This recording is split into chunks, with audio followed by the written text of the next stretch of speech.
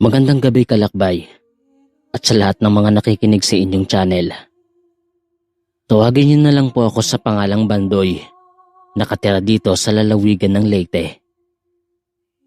May nais lamang po akong ibahagi sa inyong kwento at tungkol ito sa aming karanasan ng asawa kong si Salome sa isang liblib na baryo kung saan kami naninirahan. Kung sakali mang mapili ninyong basahin ang karanasan kong ito kalakbay, ay lubos ko iyong ikaliligaya dahil palagi kaming nakikinig ng pamilya ko sa inyong YouTube channel at isa kayo sa mga gustong-gusto kong mag-narrate. Taong 1991, nang mga panahong ito kalakbay, ay masasabi kong liblib pa lamang ang baryong tinitirahan namin. Hindi pa sementado ang daanan at magkakalayo ang mga kapitbahay. Iilan lang din ang mga sasakyang pumapasok doon at ang kadalasan ay habal-habal na motor na pampasahero. Mga nasa 20 minutos din ang lalakarin mula sa bahay bago namin marating ang bungad at tanging pangingisda lamang ang aking hanap buhay noon. Tuwing gabi ay pumapalaot ako kasama ang mga kaibigan kong kalapit bahay lang din namin. Nagdadalang tao naman ng 7 buwan ng asawa kong si Salome. At dahil sa buntis nga siya, kung kaya't normal lang sa kanya sa tuwing nakakaramdam ng maalinsangan sa katawan, ay lumalabas siya ng bahay para magpahangin. Lalo na sa tuwing sumasapit ang dapit hapon. Sinabihan ko naman siyang huwag magpapaabot ng dilim sa labas ng bahay. Dahil nga sa may napapabalitaang gumagalang aswang sa baryo namin, tuwing gabi. Tumangulang naman ang asawa ko at nagpapahangin na nga siya sa labas ng bahay. At kung minsan ay pumupunta siya sa matalik niyang kaibigan na nasa mga 7 kabahayan lamang ang agwat mula sa bahay namin. Ngunit ayon pa sa kwento ng asawa ko, tuwing pumupunta umano siya sa bahay ng kanyang kaibigan, ay palagi niyang napapansin ang matandang kapitbahay na si Manang Guring na sa palagay niya ay nagpapahangin sa labas ng bahay nito. Binabati siya ng matanda at pinupuri palagi ang sanggol na nasa sinapupunan niya. Kesyo malusog at napakabango raw ng sanggol na dinadala niya. Tiyak marami ang matutuwa kapag lalabas na ito, lalong-lalo na ang mga kaanak ng asawa ko. Hindi naman binigyang pansin ng asawa ko ang sinasabi ng matanda. Bagkus ay nginingitian niya lang ito kapag kinakausap siya sa tuwing napapadaan siya sa bahay ng matanda papunta sa bahay ng kanyang kaibigan. Nung unay wala namang kakaibang nararamdaman umano ang asawa ko kay Manang Guring. Maliban lamang sa kakaibang amoy nito na animoy, amoy malansa o kaya ilang araw nang hindi nagpapalit ng kasuotan. Panay rin ang paglunok ng laway ni Manang Guring sa tuwing kinakausap siya at kapag pinagmamasdan niyang maigi ang matanda ay para ba itong gutom na gutom at halos lumuwa ang mga matang malilikot at kung saan-saan tumititig. Idagdag pang hindi ito napapalagay at palagi ang paghimas sa maumbok niyang tiyan. Tapos ay parang asong nakakaamoy ng masarap na ulam dahil sa sumisinghot ito sa kawalan. Sa parting yun, ay medyo kinikilabutan umano ang asawa ko kapag naiisip niya ang ginagawa ng matanda. Kaya naman kapag umuwi siya galing sa kaibigan niya, palagi niyang sinasabi sa akin ang tungkol kay Manang Guring. Sinasabihan ko naman siyang baka may sakit lang yung tao, kaya ganoon ang ikinikilos. Huwag niyo na lang pansinin ang matanda na yon. Isa pa ay nakakahiya sa anak ni Mang Guring kapag nalaman nitong kung ano-ano ang pinag-iisip ng asawa ko tungkol sa kanyang ina. Tsaka ngayon niya pa ba pag-iisipan ng hindi maganda ang matandang yun? Eh halos sa baryo na iyon tumira, simula na magkaasawa ng taga sa amin, at hindi na umalis yun hanggang sa tumanda na. Simula nga ng pagsabihan ko ang asawa ko kalakbay, ay hindi na siya nagkikwento ng tungkol pa sa matanda. Kapag naman kinukumusta ko ang lakad niya, sa tuwing pumupunta siya sa bahay ng kanyang kaibigan, ay ngumingiti lamang siya at palagi niyang sinasabing Ganon pa rin umano. Walang nagbago. Natuwa at napanatag naman ako dahil hindi niya na pinag-iisipan ng hindi maganda ang matanda. Kung hindi niyo po kasi na itatanong, noong minsang nagkwento siya sa akin tungkol nga sa mga kakaibang ikinikilos ng matanda, ay pinaghihinalaan niyang isang aswang na matandang si Manang Guring. At baka ito raw ang namiminsala sa mga nangamatay na hayop sa baryo naming nadadatnan na lamang tuwing umaga, nawakwak na ang tiyan at wala nang lamang loob. Dahil sa kilala ko naman ng matanda at simula pagkabata ko pa lang, ay kapitbahay ko na ito. Kung kaya't pinagsabihan ko ang asawa ko na huwag basta-bastang mambibintang at gumawa ng kwento, lalo na kung wala namang ebidensya. Sapagkat baka ikapahamak pa yun ng matanda at kapag may nangyaring masama dito, kapag lumabas at kumalat sa baryo ang hinala niya, ay kami pa ang masisisi ng kaanak ni Manang Guring. Magdahan-dahan siya sa pagbibitaw ng salita dahil maaaring ikapahamak iyon ng iba. Habang lumilipas ang mga araw, ay napapansin kong may mga lumalagabog na palagi sa likuran ng bahay namin na para bang isang bugkos ng bunga ng nyog yung nalalaglag. Sa likuran kasi ng bahay namin ay kagubatan na at may mga puno ng nyog at sagingan. Kaya naman inakala lang naming mag-asawa na bunga lang iyon ng nyog na nalalaglag. Subalit kinaumagahan ay hinahanap ko sa likod ng bahay ang nalaglag na nyog. Nang sa ganun ay magamit ko iyon sa paggagata ng gulay na uulamin namin. O kaya naman, kapag may mga huli akong talangka at hipon. Kaya lang kalakbay, ang lubos na ipinagtataka ko ay hindi ko mahagilap kung nasaan yun nalaglag. Dahil ni isang bunga ng nyog ay wala akong makita sa likuran ng bahay. Inisip ko na lamang na baka may nauna nang makakuha nun, kaya wala na akong nadatnan pa. Kapag kasi nasa probinsya kakalakbay, ay libre lamang mamulot ng bunga ng nyog. Kaya't ang naisip ko ng mga sandaling yon, na baka naunahan na akong pulutin ng kapitbahay namin. Ano ba yan? Nahuli na naman ako.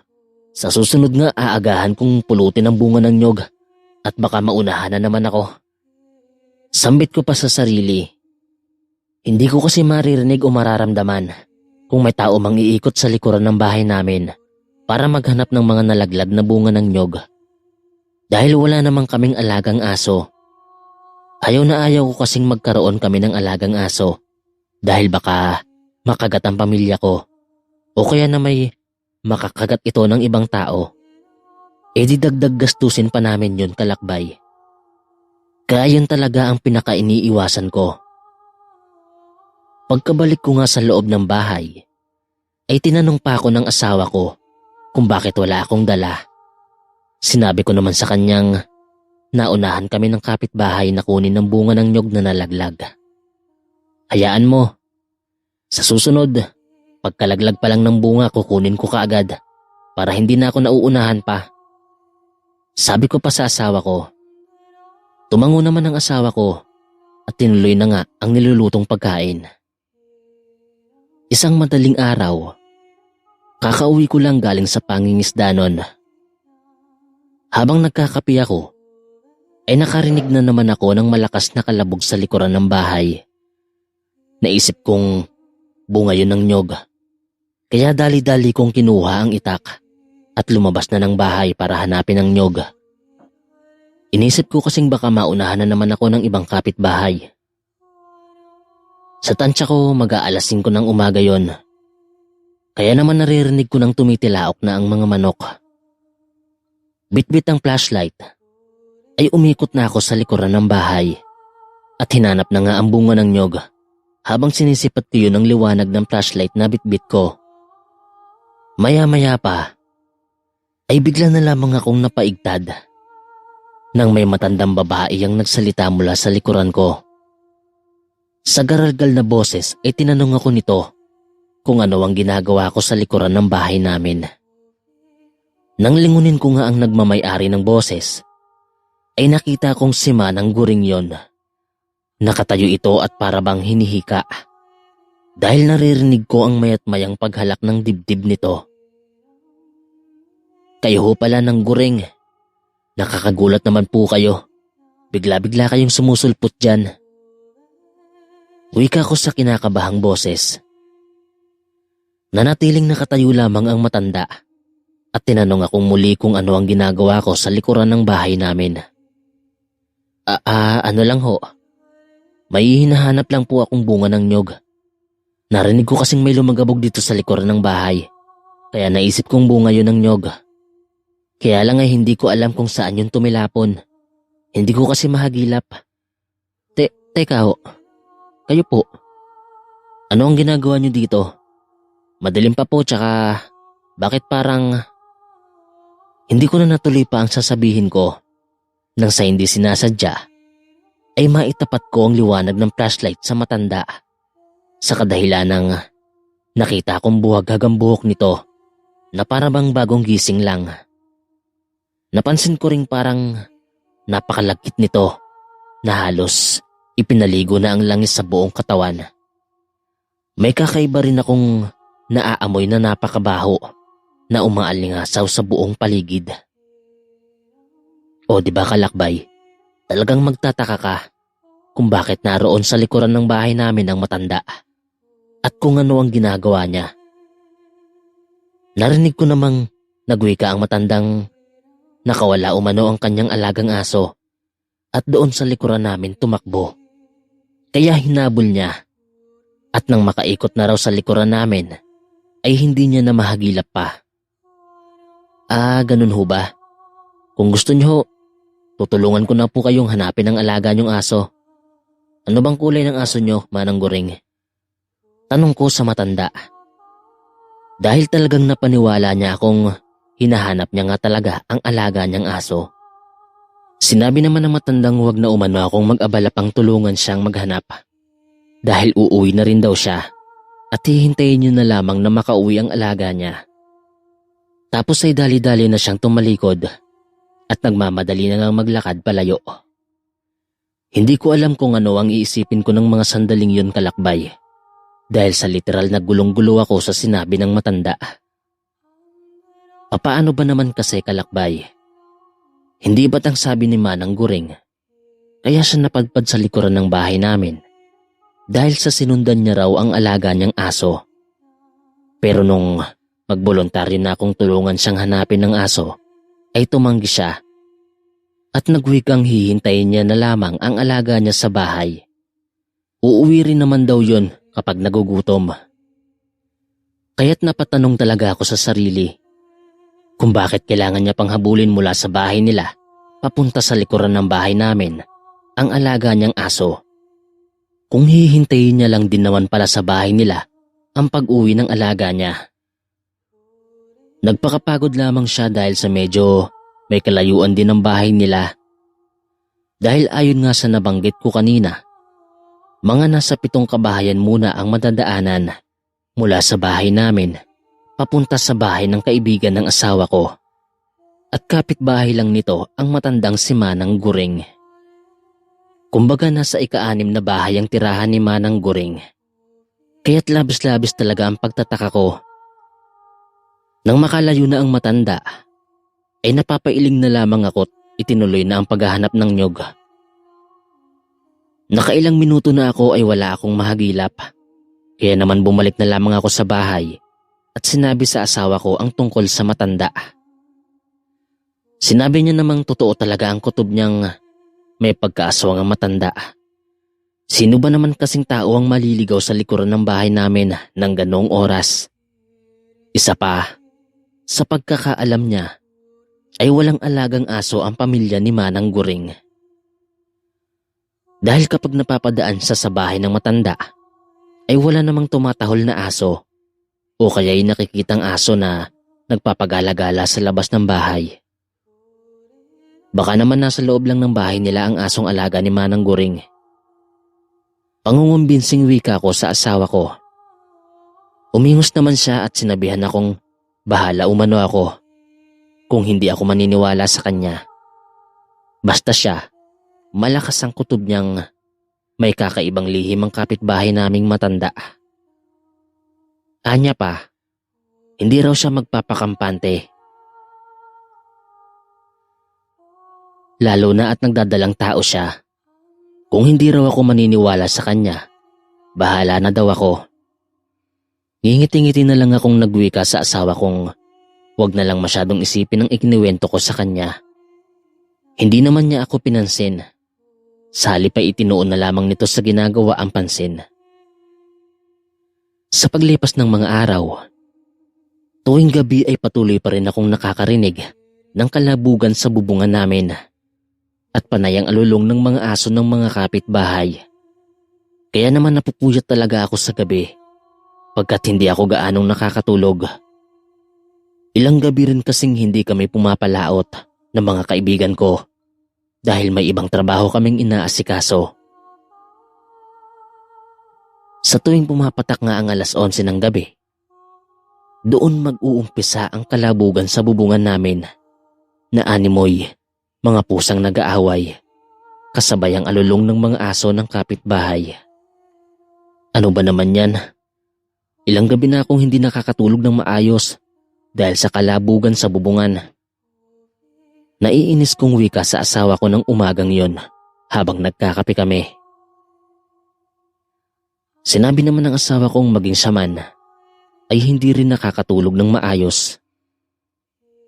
Masyado umanong napakaalinsangan ng buong paligid at para bang gustong-gusto niyang buksan ng bintana ng bahay namin para makapasok ang hangin. Pakiramdam niya kasi ay walang nakakapasok na hangin sa loob ng bahay. Nagwika naman akong huwag siyang magbubukas ng bintana sa gabi dahil baka mamaya ay may kung anong masamang nilalang ang nasa labas ng bahay. Aalis na muna ako mamaya. Pupunta ako kina nanay para manghingi ng pangontra sa aswang. Sa tingin ko kasi, hindi na normal na pusa lamang ang nagbabangayan sa taas ng bubungan. Wika ko sa asawa ko. Tumango naman siya at nagsabing sasama daw siya. Wala naman daw siyang gagawin na sa bahay. Sige, nga pala.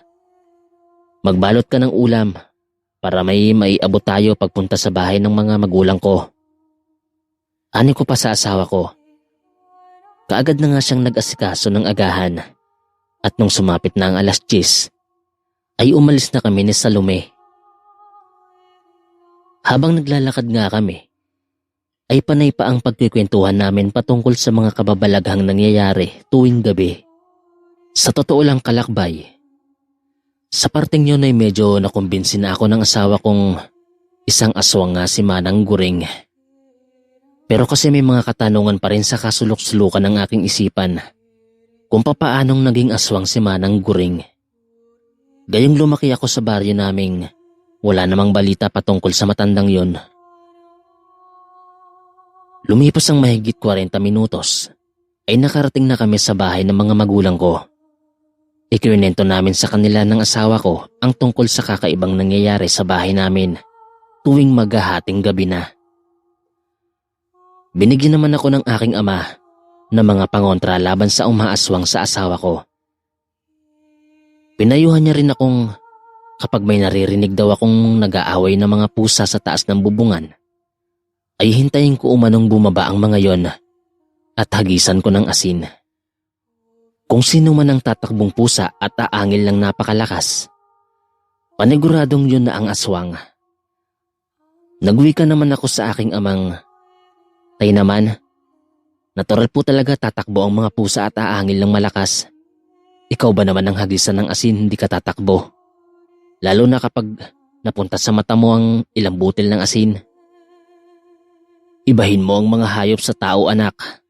Basta, sundin mo na lang ang sinabi ko at paniguradong makikita mo kung sino ang aswang na nagnanais biktimahin ang asawa mo at ang magiging anak ninyo." Sabi pa ng aking ama sa seryosong boses.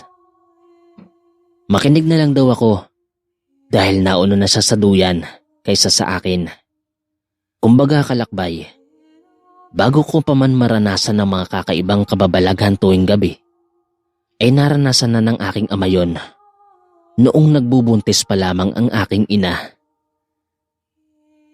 Tumango na lamang ako at nagwikang susundin ko lahat ng mga pinapayo niya. Matapos nga akong turuan ng aking ama kung saan ilagay ang mga pangontrang binigay niya, ay umuwi na kami ng asawa ko. Nang makauwi na nga kami, ay kaagad ko nang inayos sa mga pangontra. Tapos nung kinahapunan, ay nagsiga na ako ng gulong. Ang sabi kasi ng tatay, pantaboy din daw yun sa mga masasamang nilalang, partikular na sa aswang at mambabarang. Kinagabihan, matapos naming kumain, ay sinabi ko sa asawa kong ako na ang maglilinis ng mga pinagkainan namin. Pumasok na siya sa kwarto para makapagbihis at makapagpahinga. Nung makita ko na ang asawa kong naglakad papunta sa kwarto, ay nag-umpisa na akong magligpit ng mga pinagkainan. Habang naghuhugas nga ako ng mga plato, ay bahagya pa akong napaigtad sa kadahilan ng bigla na lamang may lumagabog sa bubungan ng banyo namin. Naanimoy yung malaking ibon ng nalaglag doon. Pinakiramdaman ko lang muna ng ilang sandali bago ako kumilos. Dahil sa nakarinig din ako ng mahihinang pagkutkot sa taas ng bubungan at pagpitik ng parabang isang pirasong walis tingting na ipinipitik sa yero. Ganun po ang naririnig ko. Sa pag-aakalang pusa lang yon. Kaya lumapit ako sa banyo at binugaw ko yon at pinaalis. Subalit narinig kong mas lalo pang nanggigil ang nilalang na nasa taas ng bubungan at mas binilisan pa nito ang pagkutkot at para bang kulang na lang ay tuklapin ang bubungan. Kaya naman nagmadali na akong lumapit sa pinaglalagyan ng asin at kinuha ang garapong punong-puno ng asin. Pagkatapos ay lumapit ako sa bintana at bahagyang iyong binuksan. Kapag kasi binuksan ko ang bintanang nasa malapit sa kusina, ay matatanaw ko ang bubungan ng banyo namin. Nang mabuksan ko nga yun kalakbay, ay nakita ko ang pusang itim na nagtataasan ng mga balahibo habang abalang-abala sa pagkutkot ng bubungan. Hindi na ako nagdalawang isip pang dumakot ng asin sa garapon at agarang itinapon yun sa pusa. Nakailang hagis pa ako ng asin bago natamaan ng pusa. Noon ngang matamaan ko na to, ay umangil ito ng napakalakas at bumaling sa akin. Pagkatapos, ay para itong taong nakatuwad at gumagapang ng mabilis. Noong makita kong tumalon yun sa likuran ng bahay, ay mabilis ko nang kinuha ang tabak at mabilis na ring lumabas. Ngunit hindi pa man ako nakakalabas, ay sinabihan ko ang asawa kong magsunog siya ng goma sa loob ng bahay para hindi makapasok ang aswang. Nakita kong nangangatog ang asawa ko dahil sa takot at kabang nararamdaman. Isarado mo na ang pintuan. Sigaw ko pa sa kanya pagkalabas ko ng bahay. Maya-maya pa ay nakarinig nga ako ng malakas na paggaspas ng pakpak sa taas ng bubungan at kasabay nun ay ang sunod-sunod na huni ng wakwak. Putik kang nilalang ka. Asawa ko pa talaga ang pinagbabalakan mo. Magkakamatayan muna tayo bago mo mahawakan at mabiktima ang mag-ina ko. Nanggigigil kong sigaw habang hinahagilap kong nasaan naroroon ang aswang. Tanging pagpagaspas lang kasi ng pakpak ang naririnig ko at huni ng wakwak. Pero hindi ko yun nakikita kung nasaan ito. Sa kadahilan ng pakiwari ko'y lilipad yun palayo at muli na namang babalik at binabangga ang bahay namin na parabang naiirita yun sa ginagawa kong pangontra. Subalit kahit anong hagilap ko sa aswang ay hindi ko talaga makita kalakbay. Kaya naman doon sumagi sa isipan kong baka may sabulag ang aswang kaya hindi ko yun nakikita. Sa halip at nararamdaman at naririnig ko lang. Galit na galit akong pumasok sa loob ng bahay at kinuha ang hasaan. Pagkatapos ay walang sawa kong hinasa ng hinasa ang itak hanggang sa maya-maya pa ay naramdaman ko na lamang na panay ang pagbangga ng aswang sa dingding ng bahay namin.